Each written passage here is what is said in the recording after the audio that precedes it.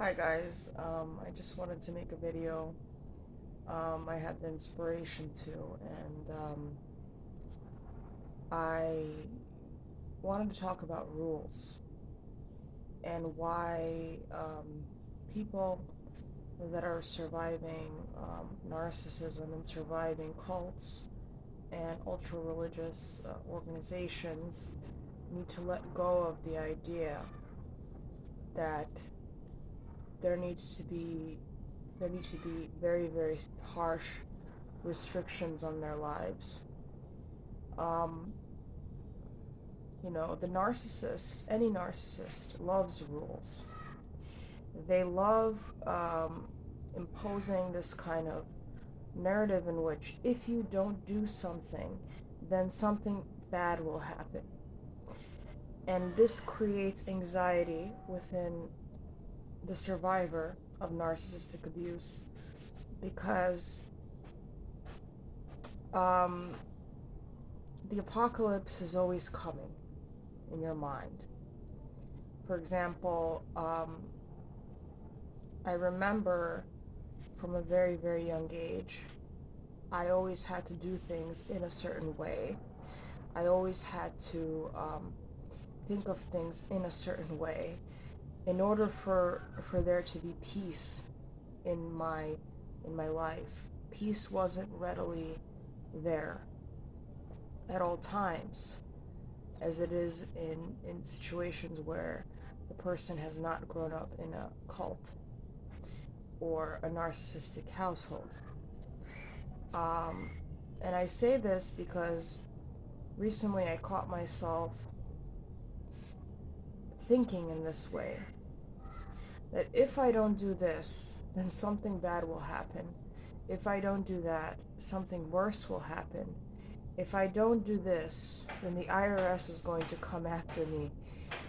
It's like you're so used to all or nothing thinking, beating yourself over the head with, if this doesn't happen, then something bad will happen, that you're not able to be flexible in your day-to-day life.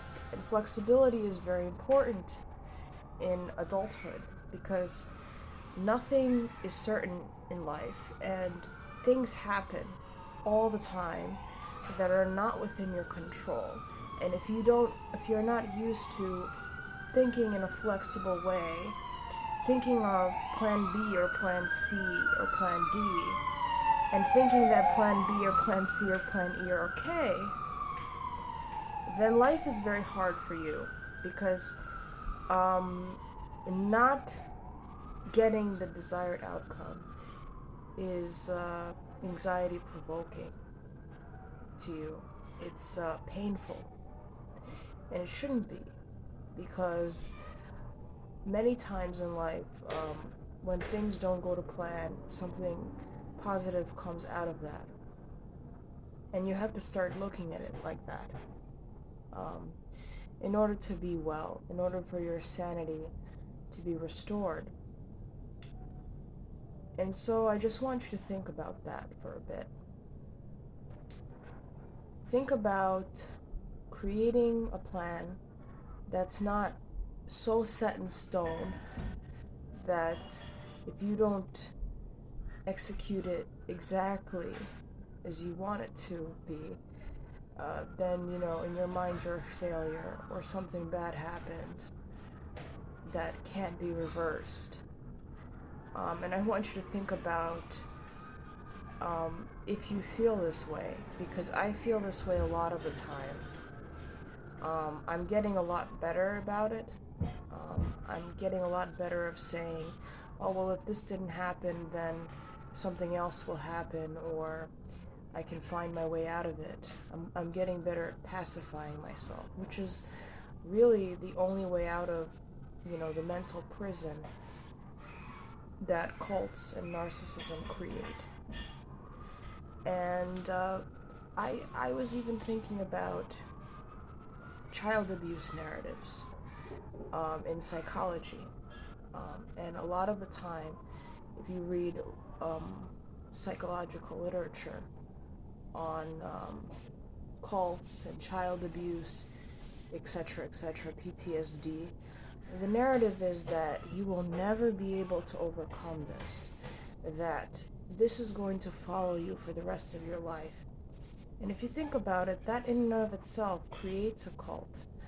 Because um, if you convince yourself that you're part of a cult of people that will never get over something, then that is a kind of prison. And it fuels the kind of thinking that narcissists create in their victim's mind, that they are something other than human, that they are outside of what normal people are. And I feel like it's extremely unethical for therapists to create that narrative. That this is always something that you're going to think about. That this is always something that's going to follow you, like a piece of crap on your shoe. Because the reality is that, yes, we know a lot about narcissism, and we know a lot about the dark triad, and we know a lot about control, and we know a lot about gaslighting and mental abuse. But that doesn't necessarily have to have a bad influence on our lives. In fact, there's something redeeming in knowing how people can manipulate other people. Because when people manipulate you, you can avoid that manipulation, that coercion now.